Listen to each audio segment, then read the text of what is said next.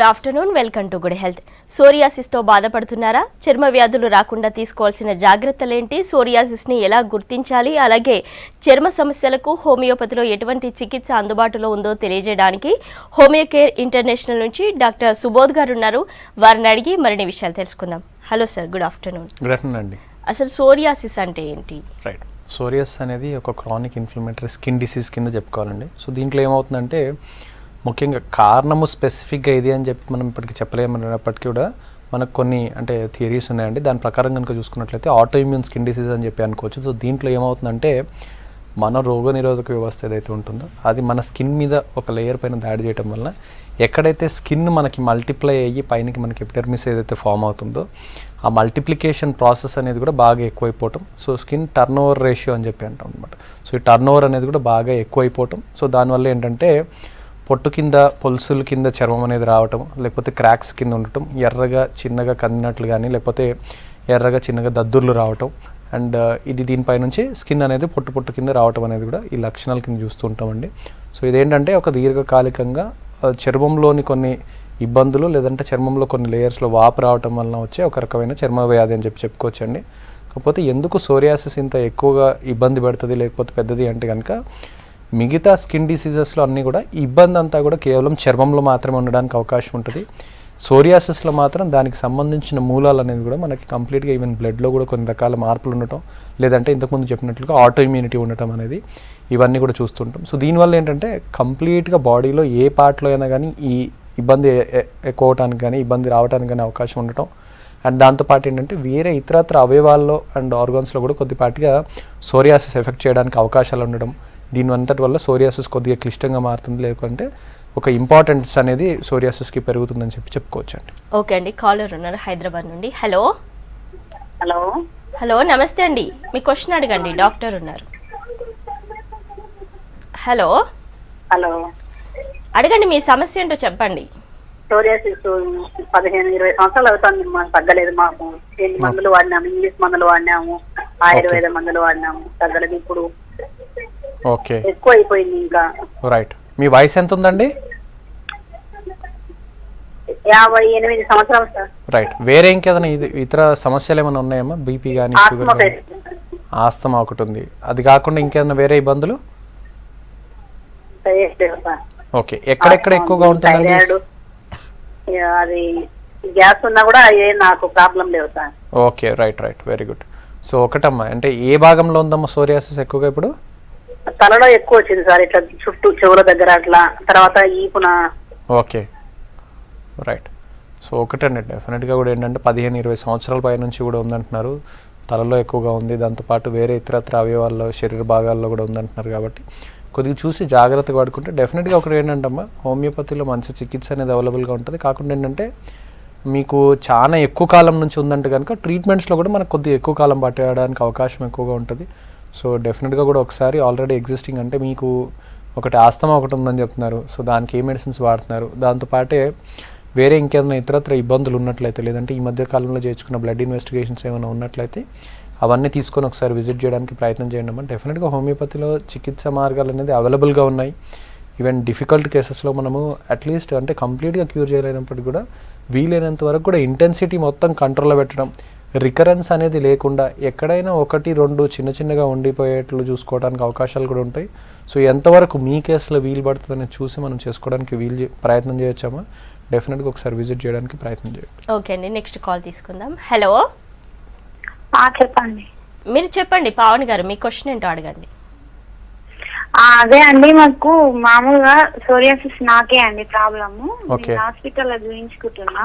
ఎన్నాళ్ళ నుంచి ఉందండి ఇబ్బంది? హలో చెప్పండి అమ్మా, వింటున్నాను. అదే సార్, నాకే సార్ మొత్తం ఇంతకు ముందు చిన్న ఏమంటారు గుల్లల టైప్ వచ్చి ఇన్ఫెక్షన్ లాగా అయితే హాస్పిటల్కి వెళ్ళినా సార్. ఓకే, వెళ్తే వాళ్ళు చెక్ చేసి ఈ సోరియాసిస్ అమ్మా అని చెప్పేసి మందులు ఇచ్చిండు. ఓకే, ఇస్తే ఆ గుల్లల్లాగా ఉండేటివి తక్కువైపోయినాయి, కానీ ఆ బ్లాక్ గా మచ్చలు ఉండిపోయినాయి సార్. అంత మొత్తం ఎక్కడలేవు, ఓన్లీ మోకాళ్ళ నుంచి కింది వరకు చేతులకే ఉన్నాయి సార్, మచ్చలు ఉన్నాయి బాగా. ఓకే, దురద కూడా వస్తుందండి ఏమన్నా ఈ మధ్యలో? దురద కూడా ఉంటుంది సార్. మళ్ళీ తగ్గిపోయి మందులు వాడిన రోజులు తక్కువనే ఉంటుంది. ఓకే మళ్ళీ ఒక 1 వీక్ నుంచి చిన్న గుల్ల టైప్ వచ్చి దాని దగ్గర గుల్లలాగా నొప్పి టైప్ వస్తుంది సార్, బాగా మంటలాగా వస్తుంది. ఫస్ట్ స్టార్ట్ ఎన్నాళ్ళు అయిందండి?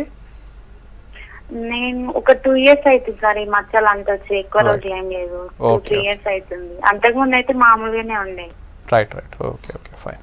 సో ఒకటండి, అంటే కొద్ది మందులు ఏమవుతుందంటే రికరెన్స్ అనేది ఎక్కువగా ఉండటం చూస్తూ ఉంటాం అనమాట. అంటే ఏదైనా మెడికేషన్, ఒక టైప్ ఆఫ్ మెడికేషన్ వాడినప్పుడు కంట్రోల్లో ఉన్నట్లు అనిపించడం, తగ్గటం, మళ్ళీ ఏదైతే ఎప్పుడైతే మెడికేషన్ మానేస్తారో అప్పుడు ఇమీడియట్గా కొద్ది మందులు ఇమీడియట్గా మొదలవటం చూస్తాం. కొద్ది మందులో కొన్ని వారాలకు నెలలకు మళ్ళీ కూడా ఇటువంటి ఇబ్బందులు అనేది తిరిగి రావటం అనేది చూస్తూ ఉంటాం.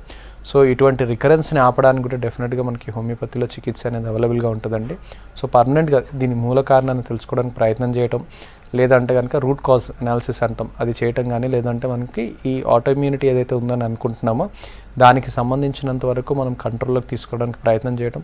సో ఇమ్యూన్ మోడ్యులేషన్ ద్వారా ఇది చేయడానికి మనకు వీలవుతుందండి. సో దాని ద్వారా మనం ఏంటంటే ఖచ్చితంగా కూడా మళ్ళీ తిరిగి రాకుండా ఉండడానికి చూసుకోవచ్చు. కాకుండా ఏంటంటే కొన్ని జాగ్రత్తలు కంపల్సరీగా ఫాలో అవ్వాల్సిన అవసరం ఉంటుందండి.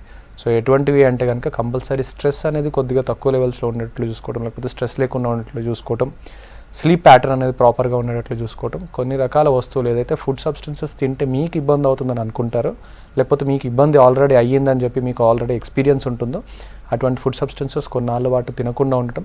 అండ్ వేరే ఇంకేదైనా స్కిన్ ఇష్యూస్ వచ్చినప్పుడు ఇమీడియట్గా వాటికి సంబంధించినంత వరకు ప్రాపర్ కేర్ అండ్ ట్రీట్మెంట్ తీసుకోవటం, ఇవన్నీ కూడా ఇంపార్టెంట్ అని చెప్పుకోవచ్చు. ఎందుకంటే సోరియాసిస్ రికరెన్స్లో ఇవన్నీ కూడా ఒక ముఖ్య పాత్ర పోషిస్తాయి. కాబట్టి ఇవేమీ లేకుండా ఉండేటట్లు చూసుకోవటం వల్ల రికరెన్స్ రాకుండా ఉండడానికి చూసుకోవడానికి ఒక చక్కటి అవకాశం అనేది ఉంటుందండి. ఓకే అండి, మహబూబ్ నగర్ నుండి కాలర్ ఉన్నారు. హలో హలో హలో శ్రీనివాస్ గారు, మీ ప్రాబ్లం చెప్పండి, డాక్టర్ ఉన్నారు. సార్ నమస్కారం సార్. నమస్తే అండి శ్రీనివాస్ గారు, చెప్పండి. సార్ నాకు డైలీ నాకు ఈ వెన్నుపూస నుంచి నాకు పెయిన్ వస్తుంది సార్. నాకు కూర్చునేటప్పుడు చాలా నొప్పి వస్తుంది, నిలబెట్టేటప్పుడు కూడా చాలా నొప్పి వస్తుంది సార్. ఇది ఎన్నాళ్ళ నుంచి ఉందండి నొప్పి? ఈసారి ఇది కనీసం 1 సంవత్సరం అవుతుంది సార్. ఇది ఓకే. కింద పడడం కానీ లేకపోతే నడుముకి దెబ్బ తగలటం అట్లా ఏమైనా జరిగిందా అండి? సార్ ఇంతవరకు అయితే నేను కింద పడలేదు సార్. ఇక్కడ మోటార్ డ్రైవర్ సార్, నేను డ్రైవింగ్ చేస్తాను. ఓకే, డ్రైవింగ్ చేస్తారు. Okay right. సో దీనికి సంబంధించిన నడుముకి సంబంధించినంత ఎక్స్రే కానీ ఎంఆర్ఐ కానీ ఏమైనా తీసారండి? సార్ ఇప్పటి వరకు నేను ఇక్కడ పోలేదు, చూపించుకోలేదు సార్ నేను. రైట్. సో ఒకటండి, మీరు చెప్పే లక్షణాలను కనుక చూసినట్లయితే కొద్దిగా లంబార్ స్పాండిలోసిస్ అని చెప్పి అంటుంటాం. అంటే వెన్నులో నడుములోకి సంబంధించిన పూసల్లో కొద్దిగా ఇబ్బంది ఉందని చెప్పి అర్థమవుతుంది. సో దానికి సంబంధించినంత వరకు క్లారిటీ కోసం ఒకసారి ఎక్స్రే కానీ లేకపోతే అవసరాన్ని బట్టి ఎంఆర్ఐ కానీ స్కాన్ చేసినట్లయితే క్లియర్గా ఎన్ని పూసల్లో ఇబ్బంది ఉంది, ఏ పూసల్లో ఇబ్బంది ఉంది, అండ్ నరాల మీద ఒత్తిడి ఏమైనా ఉందా, లేకపోతే వేరే ఇతరత్ర ఇబ్బంది వల్ల మీకు నడుము నొప్పి వస్తుందని తెలుసుకోవడానికి అవకాశం ఉంటుంది. సో ఫస్ట్ ఏంటంటే కంప్లీట్గా లక్షణాలను తెలుసుకోవడానికి ప్రయత్నం చేయడం ఇంపార్టెంట్ అండి. కొద్దిసార్లు ఏంటంటే కిడ్నీలో రీనల్ క్యాలిక్యులే అంటాం, కిడ్నీలో స్టోన్స్ ఉన్నప్పుడు కూడా నడుము నొప్పికి సంబంధించిన ఇబ్బంది లాగా అనిపిస్తుంది. సో దానికి సంబంధించినంత వరకు కొద్దిగా లక్షణాలు వేరేగా ఉంటాయి. అందుకని కంప్లీట్గా హిస్టరీ ఒకసారి ప్రాపర్గా స్టడీ చేయడం, మీకున్న లక్షణాలు అన్నీ కనుక ప్రాపర్గా స్టడీ చేసి దాంతోపాటు ఏమి ఇన్వెస్టిగేషన్ అవసరం పడుతుందో కనుక అవి చేయించినట్లయితే వ్యాధి నిర్ధారణ చేయడానికి అవకాశం ఉంటుంది. దానికి తగ్గట్టుగా మీకు మెడికేషన్ చెప్పొచ్చండి. ఇప్పుడు ఒకటి ఏంటంటే డ్రైవర్ కాబట్టి లంబార్ స్పాండిలోసిస్ రావడానికి అవకాశాలు ఎక్కువగా ఉంటాయి. సో ఒకటి ఏంటంటే లాంగ్ డిస్టెన్స్ డ్రైవ్ చేసేటప్పుడు అట్లీస్ట్ 1.5-2 అవర్స్కి ఒకసారి చిన్నపాటి బ్రేక్ తీసుకోవడం, కొద్దిగా నడుముకి సంబంధించినంత వరకు స్ట్రెచెస్ చేసుకోవటం, అండ్ కొద్దిగా నడుముకి సంబంధించిన అవసరం పడితే కనుక లంబార్ బెల్ట్ కానీ లంబార్ సపోర్ట్ కానీ కొద్దిగా వాడుకోవటం, వీటన్నిటి వల్ల కొద్దిగా నొప్పి కంట్రోల్లో పెట్టుకోవడానికి అవకాశం ఉంటుందండి. వ్యాధి నిర్ధారణ చేసుకోవడానికి లేదా ఫర్దర్గా ఎందుకు వస్తుంది నొప్పి తెలుసుకోవడానికి ప్రయత్నం చేయండి. ఓకే అండి, ఖమ్మం నుండి కాలర్ ఉన్నారు. హలో నమస్తే మేడం. నమస్తే అండి శ్రీనివాస్ గారు, మీ క్వశ్చన్ అడగండి. సార్ నమస్తే సార్. నమస్తే అండి, చెప్పండి. సార్ నాకు ఒక 2 years back, approximately 1.5 or 2 years back వచ్చేసి నెత్తిన ఒక రూపాయి బిల్ అంత చిన్న చర్మం వచ్చింది తెల్ల. ఓకే. అయితే అది మామూలుగా ఇంగ్లీష్ మందు యూజ్ చేశానండి, స్పెషలిస్ట్ స్కిన్ స్పెషలిస్ట్ దగ్గరికి వెళ్ళి యూజ్ చేశాను. ఓకే. వాళ్ళు ఇక ల్యూకో డెర్మా అన్నట్టుగా చెప్పారు. ఓకే అండి. అయితే అది తగ్గలేదండి, కొంచెం ఎక్స్టెండ్ వచ్చింది. రైట్. అయితే మామూలుగా అక్కడ మళ్ళీ ఆ డాక్టర్ దగ్గర చేంజ్ చేసి వేరే దగ్గరికి వెళ్ళాను, వేరే డాక్టర్ స్కిన్ స్పెషలిస్టే ఎంపీ దగ్గరికి వెళ్ళాను, అది తగ్గలేదు. ఓకే. అతను ఏమన్నారంటే మామూలుగా ఫోటోథెరపీ చేస్తున్నారు, దాంతో హెయిర్ లాస్ అవుతుంది, జ్ఞాపక శక్తి ఏమైనా తగ్గే ఛాన్సెస్ ఏమైనా ఉంటాయని వేరే ఫ్రెండ్స్ చెప్పారు. ఓకే. అక్కడ నుంచి మామూలుగా ఇక ఖమ్మంలో ఎంవిఎల్ నరసింహారావు గారు అని హోమియోపతి, రైట్, అది 1 year నుంచి యూజ్ చేస్తున్నానండి. అది కొంచెం రూపాయి బిల్ అంతా పోయి కొంచెం ఎక్స్టెండ్ అయింది. ఓన్లీ నెత్తిన పై బాగానే ఉంటుంది. ఓకే. నెక్స్ట్ వచ్చేసి మామూలుగా 2 చెవుల్లో చిన్న 1 year బ్యాక్ హోమియోపతి యూజ్ చేసేటప్పుడు స్టార్టింగ్ చిన్న స్టిక్కర్ లాగా వచ్చిందండి. ఓకే. 2 చెవుల్లో ఉంది. అది కొంచెం ఎక్స్టెండ్ అవుతుందండి. ఓకే. మరి 1 year నుంచి హోమియోపతి యూజ్ చేస్తున్నాను. మరి అది యాక్చువల్ గా సోరియాసిస్ నెత్తిన మామూలుగా సోరియాసిస్ వస్తుంది అంటారు కదా, సోరియాసిస్ లేకపోతే బొల్లి నాకు కరెక్ట్గా అర్థం కావట్లేదు. రైట్. 1 year నుంచి ఏం చేస్తున్నాం కానీ కొంచెం ఎక్స్టెండ్ అవుతుందిలే కానీ తగ్గట్లేదు. రైట్. రైట్. ఓకే. మరి అదే ఒక్కొక్కసారి మాట్లాడదామని ఫోన్ చేశాను sir. Fine. Right. Right. So ఒకటండి, ఫస్ట్ థింగ్ ఏంటంటే ఎప్పుడైనా మనకి డయాగ్నోసిస్లో ఇబ్బంది ఉంది, డయాగ్నోసిస్లో డౌట్ ఉంది అని అనుకుంటే కనుక కంపల్సరీ స్కిన్ బయాప్సీ అంటామండి. స్కిన్ బయాప్సీ చేయవలసిన అవసరం ఉంటుంది. ఒకటేంటంటే సింపుల్ అండి. థింగ్ ఈజ్ లైక్ సోరియాసిస్కి లూకోడర్మాకి చాలా డిఫరెన్స్ ఉంటుందండి. సో కొన్నిసార్లు ఏంటంటే సోరియాసిస్ ప్యాచ్ పోయిన తర్వాత లూకోడర్మా లాగా స్కిన్ డిస్కలర్డ్ అయ్యి ఉండడానికి అవకాశం ఉంటుంది. కానీ దాంట్లో కూడా ఏంటంటే మనం లక్షణాలు చూసి లేకపోతే మార్జిన్స్ చూసి మిగతావన్నీ కూడా మనం క్లారిటీగా కనుక అబ్జర్వ్ చేసినట్లయితే డెఫినెట్గా మనం వ్యాధి నిర్ధారణ కేవలం లక్షణాల ద్వారా లేకపోతే లీజన్ అంటాం, అంటే ఏదైతే ఇబ్బంది ఉందో మీకు అక్కడ చూడడం ద్వారా మనం నిర్ధారించడానికి అవకాశం ఉంటుంది. అనుమానం ఉన్నప్పుడు ఏంటంటే ఖచ్చితంగా ఒకసారి బయాప్సీ చేయాల్సిన అవసరం ఉంటుందండి. స్కిన్ బయాప్సీకి పోతే కనుక మీకు ఏం ఇబ్బంది ఉంది అనేది కంపల్సరీ క్లారిటీగా తెలియడానికి అవకాశం ఉంటుంది. అండ్ ఇంకోటి ఏంటంటే గ్రాడ్యువల్గా స్ప్రెడ్ అవుతుందంటే లూకోడర్మాలోనే ఇటువంటి లక్షణాలు ఉండడానికి అవకాశం ఉంటుంది. సో డెఫినెట్గా కూడా ట్రీట్మెంట్ అనేది అవసరం పడుతుందండి. అది ఏదైనా కావచ్చు, అంటే హోమియోపతి ట్రీట్మెంట్ కావచ్చు, లేకపోతే ఫోటోథెరపీ కావచ్చు, లేకపోతే ఇంకేదైనా కావచ్చు. సో కంపల్సరీ ట్రీట్మెంట్ అయితే అవసరం పడుతుంది. ట్రీట్మెంట్ తీసుకోవడానికి ప్రయత్నం చేయండి. వేరే అంటే ఎగ్జాంపుల్ తీసుకున్నట్లయితే థైరాయిడ్ కానీ, లేకపోతే డయాబెటీస్ కానీ, లేకపోతే విటమిన్ డి డెఫిషియన్సీస్ కానీ ఇటువంటివి ఏమైనా ఉన్నట్లయితే ఇంకా కూడా ఇబ్బంది పెరగడానికి లేకపోతే ట్రీట్మెంట్స్కి రెస్పాన్స్ అనేది పూర్గా ఉండడానికి అవకాశం ఉంటుంది. సో ఇటువంటివి ఏమైనా ఉన్నాయా అని చెప్పి నిర్ధారణ చేసుకోవడానికి ప్రయత్నం చేయండి. ఉంటే కనుక వాటిని కంట్రోల్లో పెట్టుకుంటే కూడా మీకున్న లక్షణాలు అనేది ప్రజెంట్ ఇచ్చే ట్రీట్మెంట్ తోటి కవర్ అవ్వడానికి కూడా అవకాశం అనేది ఉంటుందని చెప్పుకోవచ్చు అండి. ఓకే అండి. అసలు సోరియాసిస్ అనేది ఎవరికి వచ్చే ఛాన్స్ ఉంది, అంటే పర్టికులర్గా ఈ ఏజ్ గ్రూప్ వాళ్ళకి వస్తుంది అనేది ఏజ్ ఫ్యాక్టర్ ఏమైనా ఉంటుందా, చిన్నపిల్లలకు కూడా వస్తుందా? రైట్. సోరియాసిస్ అనేది స్పెసిఫిక్గా ఏజ్ గ్రూప్ అంటూ ఏముండదండి. కాకపోతే ఏంటంటే మిడిల్ ఏజ్డ్ పర్సన్స్లో ఎక్కువగా చూడడం జరుగుతుందని చెప్పుకోవచ్చు. అండ్ చిన్నపిల్లల్లో కూడా రావడానికి డెఫినెట్గా అవకాశాలు అనేది ఉంటాయండి.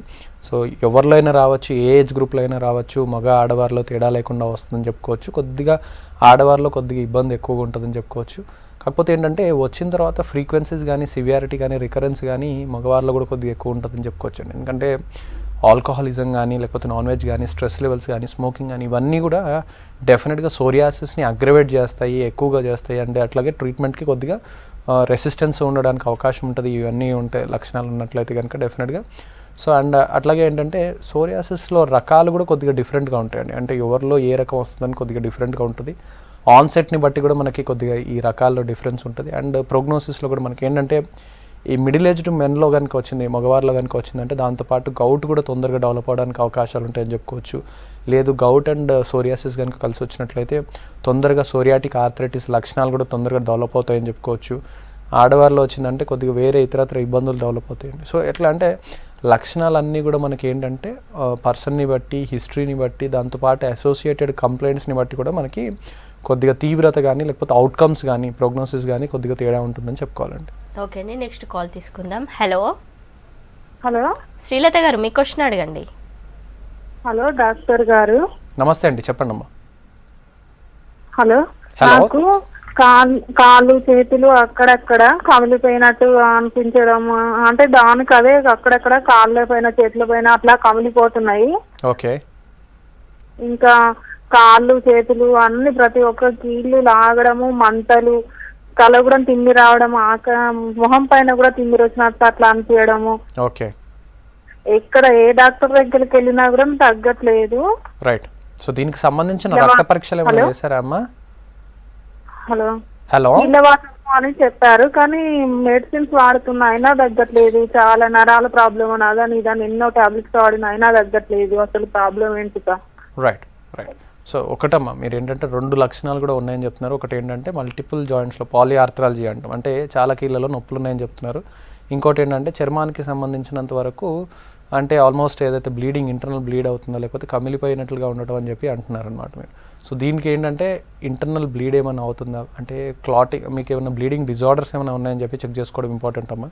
కొన్నిసార్లు ఏంటంటే రక్తం క్లాట్ అవ్వడానికి సంబంధించిన కొన్ని ఫ్యాక్టర్స్లో లోపాలు ఉండటం కానీ కొన్ని డెఫిషియన్సీస్ వల్ల కానీ ఇటువంటి లక్షణాలు రావడానికి అవకాశం ఉంటుంది. లేదంటే పెటీకే అని చెప్పి అంటుంటాం అనమాట, పెటీకల్ హ్యామరేజెస్ అని చెప్పి అంటుంటాం. సో చర్మం కింద కొద్దిగా ఇట్లా బ్లడ్ అనేది క్లాట్స్ కింద ఫామ్ అవడానికి అవకాశాలు ఉండే ఒక చిన్న ఇబ్బంది. ఇదేంటంటే కీళ్ళవాతంలో కానీ లేకపోతే మనకి ఎస్ఎల్ఈలో కానీ అంటే సిస్టమిక్ లూపస్ ఎరిథమెటస్ అంటాం, దాంట్లో కూడా ఇలా కీళ్ళ నొప్పులు చర్మానికి సంబంధించిన ఇబ్బందులు తలెత్తడానికి అవకాశం ఉంటుంది. లేకపోతే కొన్నిసార్లు సికా సిండ్రోమ్లో కానీ ఇటువంటి డెవలప్ అవ్వడానికి అవకాశం ఉంటుంది. సో ఏంటంటే డీటెయిల్డ్గా అనాలిసిస్ చేయవలసిన అవసరం ఉంటుందమ్మా మీ కేసులో. ఖచ్చితంగా కొన్ని పెద్ద బ్లడ్ టెస్ట్లు అనేవి కంపల్సరీ చేయించాల్సిన అవసరం ఉంటుంది. ఆల్రెడీ ఏదైనా కనుక బ్లడ్ వర్కప్స్ కనుక చేసి ఉన్నట్లయితే కనుక అవన్నీ ఒకసారి చూసుకోవడం ఇంపార్టెంట్. దాంతోపాటు కంపల్సరీగా బ్లీడింగ్ డిజార్డర్స్కి సంబంధించినంత వరకు కూడా మనము ప్రోబ్ చేసుకోవాల్సిన అవసరం ఉంటుందండి మీకు. సో అవన్నీ కనుక చేసుకున్నట్లయితే ఎందువలన ఈ రెండు లక్షణాలు తలెత్తుతున్నాయి అండ్ మెడికేషన్ వాడిన తర్వాత కూడా ఎందుకు కంట్రోల్లో ఉంటలేదని చెప్పి చెప్పడానికి అవకాశం ఉంటుందండి. ఓకే అండి, వరంగల్ నుండి కాలర్ ఉన్నారు. హలో హలో నవీన్ గారు, చెప్పండి మీ ప్రాబ్లం. నమస్తే అండి. నమస్తే అండి, చెప్పండి. డాక్టర్ గారు నమస్కారం. నమస్తే అండి. డాక్టర్ గారు కొద్దిగా సొరియాసిస్ గురించి అడిగేది ఉంది. ఓకే చెప్పండి. అయితే మా ఆవిడకు ఉందండి, మనకి కాలికి పాదంలో ఉంది. ఓకే. అది కాళ్ళు క్రాక్స్ అంటారు కదా, పగులుతూ ఉంటాయి. ఓకే. ఆ టైప్ లో ఉండేసి చాలా ప్రాబ్లం అయితే డాక్టర్ గారు చూపించాము. ఓకే. ఓకే. తను ఏమన్నారంటే అది సొరియాసిస్ అని అన్నారు. ఓకే. ట్రీట్మెంట్ తీసుకుంటున్నాం కానీ తగ్గట్లేదు సార్, దాని ప్రాసెస్ ఎట్లా ఒకసారి చెప్తారా? Right right right. తన వయసు హలో సార్, చెప్పండి. ఇదేమైనా అంటువ్యాధ, అది కూడా కొద్ది క్లారిఫికేషన్ ఇవ్వండి సార్. రైట్, డెఫినెట్గా అండి. సో ఒకటండి, సోరియాసిస్లో అంటువ్యాధి కాదండి సోరియాసిస్. ఓన్లీ ఏంటంటే పస్ట్యులర్ సోరియాసిస్లో అంటే పస్సుతో నిండిన ఒక రకమైన సోరియాసిస్ ఉంటుందండి. దాంట్లో కనుక పైన సెకండరీ ఇన్ఫెక్ట్ అవ్వడానికి అవకాశం ఉంటుంది. అంటే యాక్చువల్గా పస్ట్యులర్ సోరియాసిస్లో ఎసెప్టిక్ పస్ అని చెప్పి అంటుంటాం. అంటే ఎటువంటి బ్యాక్టీరియా కానీ వైరస్ కానీ లేనటువంటి పస్సు ఉంటుంది అనమాట. కొన్నిసార్లు దాని మీద వేరే ఇన్ఫెక్షన్స్ అవ్వడానికి అవకాశం ఉంటుంది. అది మాత్రమే మామూలుగా స్కిన్ వేరే కాంటాక్ట్ అంటడానికి అవకాశం ఉంటుంది. కానీ వేరే ఇతరత్ర సోరియాసిస్ ఏ కేసుల్లో కూడా మనకు అంటువ్యాధి కాదండి. టచ్ చేయటం వల్ల ఎవరికి కూడా సోరియాసిస్ అనేది సోకదండి. ఓకేనా. అండ్ ఇంకొకటి వచ్చినట్లయితే క్రాక్స్ చాలా ఎక్కువగా ఉన్నాయని చెప్తున్నారు. సో ప్లాంటార్ సోరియాసిస్ అని చెప్పి అంటుంటాం. అంటే కేవలం పాదంలో మాత్రమే ఇబ్బంది ఉంటుంది. చాలా తీవ్రమైన పగుళ్ళు కింద లేకపోతే క్రాక్స్ కింద, డీప్ క్రాక్స్ కింద ఉండటం, పెయిన్ ఉండటం, సివియర్గా పెయిన్ ఉండటం, కొన్నిసార్లు బ్లీడ్ అవ్వటం, లేదంటే చాలా లావుపాటి స్కిన్ అనేది పెచ్చు కింద ఊడటం అనేది దీంట్లో లక్షణం కింద చూస్తుంటామండి. కొన్నిసార్లు మనం ఏంటంటే కెరటోడర్మా అని చెప్పి ఇంకో ఇబ్బంది ఉంటుందండి. అది కూడా ఆల్మోస్ట్ మనకి సోరియాసిస్ లాంటి లక్షణాలు. ఇటువంటి ఇబ్బంది అంటే డ్రైనెస్ ఉండటం, పాదంలో విపరీతమైన పగుళ్ళు రావటం, లేకపోతే అరిచేతి భాగంలో విపరీతమైన పగుళ్ళు కానీ లేకపోతే చర్మం ఇట్లా ఉండడానికి అవకాశం ఉంటుంది. కెరటోడర్మాలో చూస్తూ ఉంటాం. సో ఏంటంటే వీటిలో కంపల్సరీగా మాయిశ్చరైజేషన్ ఇంపార్టెంట్. దాంతోపాటు సెకండరీ ఇన్ఫెక్షన్స్ ఏం లేకుండా క్లీన్లీనెస్, హైజీన్ అనేది కూడా చాలా ఇంపార్టెంట్ అండి. అండ్ దాంతోపాటు కూడా ట్రీట్మెంట్ కూడా కంపల్సరీగా కొన్ని ఎక్కువ కాలం పట్టినప్పటికీ కూడాను ట్రీట్మెంట్ రెస్పాన్స్ లేదనుకుండా కంటిన్యూ చేయడానికి చాలా శ్రద్ధ చూపాలండి. ఎందుకంటే కొద్దిగా సమయం ఎక్కువ తీసుకున్నప్పటికీ కూడా హీల్ అవ్వడానికి మంచి అవకాశం ఉంటుంది. డెఫినెట్గా ఎటువంటి సైడ్ ఎఫెక్ట్స్ లేని హోమియోపతి కూడా ప్యారలల్గా వాడడానికి ప్రయత్నం చేయండి. తొందరగా రిజల్ట్స్ రావడానికి అవకాశం అనేది ఎక్కువ ఉంటుందని చెప్పుకోవచ్చు. ఓకే అండి, కాలర్ ఉన్నారు. Hello hello hello right. Psoriasis ఇందాక ఒక కాలర్ అడిగారు తలలో వచ్చిందని చెప్పి. అంటే తలలో స్కాల్ప్ సోరియాసిస్ కనుక వస్తే మనకి చాలా మంది డాండ్రఫ్ ఉంది అని కూడా అనుకుంటారు. అది డాండ్రఫ్ ఆ సోరియాసిస్ అనేది తెలీదు. సో తేడా ఎలా తెలుస్తుంది? రైట్. సో ఇనీషియల్గా సోరియాసిస్ కేసెస్లో చాలా మంది మిస్ అయ్యేది కూడా అదే అండి. డాక్టర్ దగ్గరికి రారు కూడా, కేవలం డాండ్రఫ్ ఉందనో లేకపోతే ఈవెన్ సెబోరిక్ డర్మటైటిస్ అని చెప్పి అంటుంటాం. దాంట్లో కూడా ఏంటంటే ఆల్మోస్ట్ పౌడర్ కింద లేకపోతే పెచ్చు కింద స్కిన్ రావటం తలలోంచి చూస్తూ ఉంటాం. ఆల్మోస్ట్ డాండ్రఫ్ లాగే ఉంటుంది. ఈవెన్ సోరియాసిస్లో కూడా మనకి ఏంటంటే పెచ్చు రావటం, డాండ్రఫ్ కింద ఉండటం అనే లక్షణం కింద చూస్తుంటాం. సో చాలామంది ఇగ్నోర్ చేస్తుంటారు. సోరియాసిస్ ఉన్నా కానీ డాండ్రఫ్ ఉందేమో అని చెప్పి పొరబడుతుంటారు. లేకపోతే కొద్దిసార్లు ఏంటంటే డాండ్రఫ్ ఉన్న సోరియాసిస్ ఉందేమో అని చెప్పి భయపడి పరిగెడుతూ ఉంటారు డాక్టర్ల దగ్గరికి. సో ఇది ఏంటంటే దీంట్లో నిర్ధారణ చేయడానికి ఏంటంటే డాండ్రఫ్ అనేది ఏంటంటే సింపుల్గా ఒక వాష్తో పోవడానికి అవకాశం ఉంటుంది. లేదంటే యాంటీ డాండ్రఫ్ ఏదైనా ట్రీట్మెంట్ కానీ షాంపూస్ కానీ లేకపోతే ఏదైనా క్రీమ్స్ కానీ లోషన్స్ కానీ పెట్టుకున్న తర్వాత ఫ్యూ వీక్స్లో ఫ్యూ వాషెస్తో పోవడానికి అవకాశం ఉంటుంది. ఎప్పుడైతే ఫ్యూ వాషెస్లో పోవట్లేదు, స్టిల్ థిక్నెస్ అనేది చాలా ఎక్కువగా ఉంటుంది. అండ్ ఇంకొకటి ఏంటంటే ఆ ఆ పెచ్చు అనేది తీయడానికి ప్రయత్నం చేసినప్పుడు చిన్న డాట్ కింద బ్లడ్ అనేది వస్తుంది అనటం అనేది మనము సోరియాసిస్కి నిర్ధారణ అని చెప్పి అనుకోవచ్చండి. అండ్ ఇంకొకటి ఏంటంటే స్ప్రెడ్ అవటం, ఒక ప్యాచ్ కింద ఫామ్ అవటం, అది స్ప్రెడ్ అవటం, లేదంటే స్కిన్లో కూడా కలర్ మారటం అనేది, థిక్నెస్ ఆఫ్ ద స్కిన్ మారటం కానీ, లేకపోతే రెడ్నెస్ కానీ, లేకపోతే మార్జిన్ అంతా కూడా చాలా థిక్గా ఉంటుంది అనటం కానీ సోరియాసిస్కి లక్షణం కింద చెప్పుకోవచ్చండి. అండ్ ఇంకొకటి ఏంటంటే చెవి వెనకాల భాగంలో కూడా రఫ్నెస్ కానీ, క్రాక్స్ కానీ రావటం, లేకపోతే చెవులోంచి కూడా పొట్టు కింద స్కిన్ అనేది చాలా థిక్గా రావటం అనేది కూడా ఈ సోరియాసిస్ లక్షణం కింద చెప్పుకోవచ్చండి. సో ఇవన్నీ కూడా లక్షణాలు. డాండ్రఫ్లో ఎందుకంటే బ్లీడ్ అవ్వడానికి, స్కాల్ప్ బ్లీడ్ అవ్వడానికి అవకాశాలు అనేది ఉండవని చెప్పుకోవాలి. సోరియాసిస్లో ఆ బ్లీడ్ అవ్వడానికి అవకాశాలు ఎక్కువ ఉంటాయి. అంటే చిన్న గుల్లల కింద కానీ, లేకపోతే ఎరప్షన్స్ కానీ రావటం, దాని నుంచి పొట్టు అనేది రావటం, ఎప్పుడైతే పొట్టు పీకడానికి ప్రయత్నం చేస్తారో, పొట్టు తీయడానికి ప్రయత్నం చేస్తారో అప్పుడు అక్కడ బ్లడ్ రావటం అనేది, ఇవన్నీ కూడా సోరియాసిస్ లక్షణం. ఈ డిఫరెన్షియేట్ చేయడానికి ఉపయోగపడే ముఖ్య లక్షణాలండి.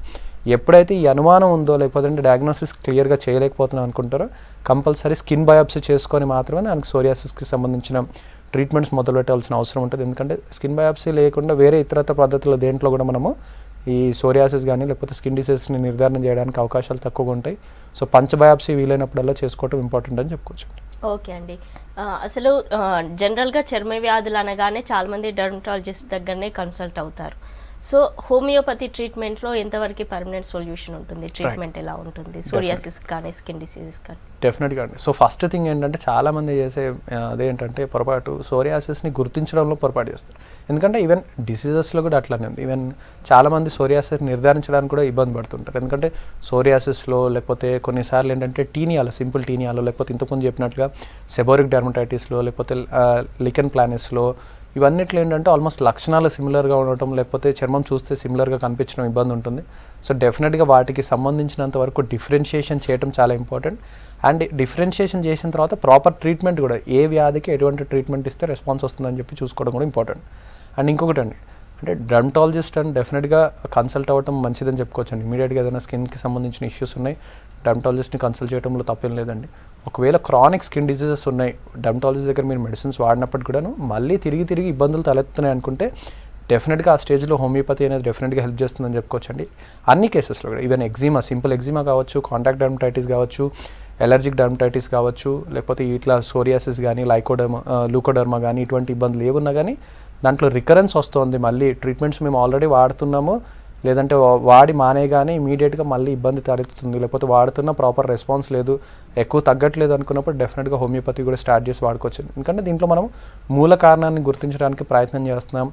ఎటువంటి సైడ్ ఎఫెక్ట్ లేని మెడికేషన్ ఇవ్వడానికి మనకు అవకాశం ఉంటుంది. అండ్ లాంగ్ టర్మ్ మెడికేషన్ వాడుకున్న ఎటువంటి ఇబ్బంది ఉండదు. ఓవరాల్గా ఇమ్యూనిటీని పెంచుకోవడం, అవసరం పడితే ఇమ్యూన్ మాడ్యులేషన్ చేసుకోవడానికి ప్రయత్నం చేయటం, అండ్ వేరే ఇంకా ఏదైనా ఇతరత్ర ఇబ్బందులు ఉన్నాయా, దానివల్ల ఈ స్కిన్ ఇబ్బందులు తలెత్తుతున్నాయని చెప్పి చూసుకోవడానికి అవకాశం ఉంటుంది. సో వీటన్నిటిని ఆలోచించి మనం హోమియోపతి మెడిసిన్స్ ఇవ్వడం ద్వారా కంప్లీట్గా కూడా క్యూర్ చేసుకోవడానికి అవకాశాలు చాలా ఎక్కువగా ఉంటాయని చెప్పుకోవచ్చు అండి. ఓకే అండి, కాలర్ ఉన్నారు, మాట్లాడదాం. Hello madam. కుమార్ గారు, అడగండి, మీ క్వశ్చన్ అడగండి. చేతులకి మొత్తం తెల్ల బొబ్బి, తెల్ల మచ్చలు వచ్చాయి మేడం. ఓకే, ఎన్నాళ్ళ నుంచి ఉందండి? ఈ సంవత్సరం అయితే సార్. ఓకే, అంటే కేవలం మచ్చల కింద ఉందా అండి, పొట్టు కింద కూడా వస్తుందా? ఈ పాదాల ఏళ్ళకి, ఓకే చేతుల ఏళ్ళకి సార్. ఓకే, వేళ్ళకి. ఓకే, ఇబ్బంది ఏముందండి, అంటే కలర్ మాత్రం పోయిందా? కలర్ పోయిందండి, వైట్ కలర్ బొల్లి వస్తుంది మొత్తం. రైట్. ఓకే, సో ఎన్నాళ్ళ నుంచి ఉందండి ఇది ఇబ్బంది? సంవత్సరం అయితే సార్. Right, okay. సో బొల్లి అని చెప్పి అంటున్నారండి, దీనికి విటిలిగో కానీ, లేకపోతే లూకోడర్మా అని చెప్పి అంటుంటాం మనము. సో దీంట్లో డెఫినెట్గా కూడా మనకి ఫస్ట్ థింగ్ ఏంటంటే చాలా ఫాస్ట్గా పెరుగుతున్న కేసెస్లో ఏంటంటే కంట్రోల్ చేయడానికి ప్రయత్నం చేస్తామండి డిసీజ్. దాంతోపాటు ఏంటంటే రీపిగ్మెంటేషన్ మళ్ళీ కూడా నార్మల్ స్కిన్ కలర్లో కలిసిపోవడానికి మన దగ్గర మెడిసిన్స్ అనేది అవైలబుల్గా ఉన్నాయి హోమియోపతిలో. డెఫినెట్గా కూడా కొద్దిగా టైం ఎక్కువ పడుతుంది. జనరల్గా ఏంటంటే ఈ విటిలిగో కేసెస్లో కొంచెం స్లో డెవలప్మెంట్ అనేది చూస్తూ ఉంటాం. ఇది కూడా ఎవరిలో అయినా రావచ్చు అండి, ఏజ్కి లిమిట్ లేదు, లేదంటే ఆడ మగవారిలో తేడా లేకుండా ఎవరిలో అయినా రావడానికి అవకాశం ఉంటుంది. అండ్ వచ్చిన తర్వాత కూడా ఒక ఏరియాకి, అంటే అదే భాగంలో ఉండిపోతుందా, లేకపోతే వేరే ఇంకేదైనా భాగంలో కూడా వస్తుందంటే చెప్పడానికి వీల్లేదు. శరీరంలో ఎక్కడైనా రావచ్చు, లేకపోతే ఉన్నది కూడా స్ప్రెడ్ అవుతూ పోవడానికి కూడా అవకాశాలు ఉంటాయి. సో ఫస్ట్ స్ప్రెడ్ ఆపడానికి మనం ప్రయత్నం చేయాలి, లేదు అంటే కనుక రీపిగ్మెంటేషన్ కోసం ప్రయత్నం చేయడం. దీంతోపాటు అవసరం పడితే కొద్దిగా మనం ఫోటోథెరపీ లాంటి ఆల్టర్నేటివ్ కింద తీసుకున్నట్లయితే డెఫినెట్గా మంచి ఇంప్రూవ్మెంట్ ఉండడానికి అవకాశం ఉంటుంది. ఓకే అండి, అసలు చర్మ వ్యాధులు రాకుండా ఎలాంటి ప్రికాషన్స్ తీసుకోవాలంటారు?